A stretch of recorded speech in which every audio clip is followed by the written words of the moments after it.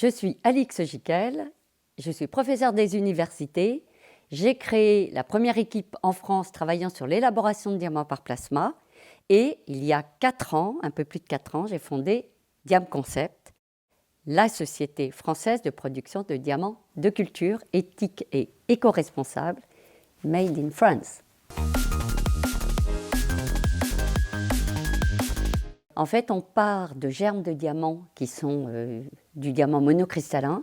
Alors, le diamant monocristallin peut provenir de différentes manières de le produire, par exemple, comme on fait par plasma, mais aussi par ce qu'on appelle haute pression de température, ou même des diamants qui viennent des mines. Et donc, on met ces petits germes, qui sont des petites plaques, sur un porte-substrat, et on insère ce porte-substrat dans un plasma. C'est un gaz ionisé qui ressemble un petit peu aux aurores boréales et des choses comme ça. Et donc le plasma, il est créé avec de l'hydrogène, beaucoup d'hydrogène, et un petit peu de méthane, il faut du carbone pour faire du diamant. Et on envoie de l'énergie micro-ondes. Et donc pendant 3 semaines, un mois et demi, en fonction du type de diamant que l'on veut faire, de la couleur en particulier, eh bien, on va sortir des parallélipèdes de diamants.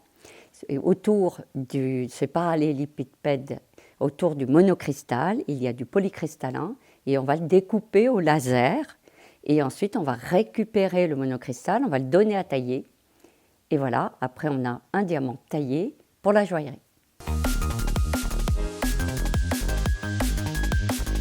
Alors, au point de vue physique, chimie, etc., c'est exactement la même chose. En fait, le diamant est constitué uniquement de carbone, et donc les propriétés à la fois physiques et chimiques sont exactement les mêmes. Au point de vue feu, au point de vue tenue dans des environnements extrêmement sévères, eh bien, c'est exactement la même chose. Il y a effectivement des mines qui ont fait un travail sur le côté éco-responsable. Par contre, le taux de CO2 produit par carat reste très important. Ça va de 160 kg de CO2 par carat jusqu'à 1 tonne, par exemple, pour les diamants de mine. Nous, on est à moins de 20 kg de CO2 par carat, c'est-à-dire c'est quand même à ce niveau-là beaucoup plus éco-responsable en fait. Il y a une autre raison aussi à créer du diamant de culture, c'est que dans quelques temps, en fait, les mines ne sortiront plus de diamants, on parle de moins 50% en 2030, et il y a déjà une mine Argyle qui était ex-Argylé, qui était très importante et qui sortait des diamants roses, qui s'est arrêtée. Donc ceci, ça va se renforcer.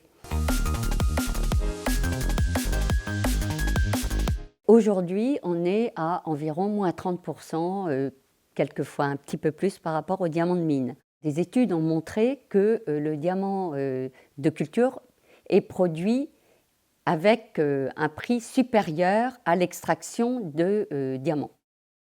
Mais la grande différence, c'est avant qu'un diamant arrive chez un joaillier, il va passer par des intermédiaires. Pour le diamant de mine, il y a énormément d'intermédiaires, énormément. Alors que pour le diamant de culture, la relation est quasi directe avec le joaillier. Donc du coup, le prix qui est plus élevé à la fabrication descend lorsqu'il arrive sur une table d'un joaillier.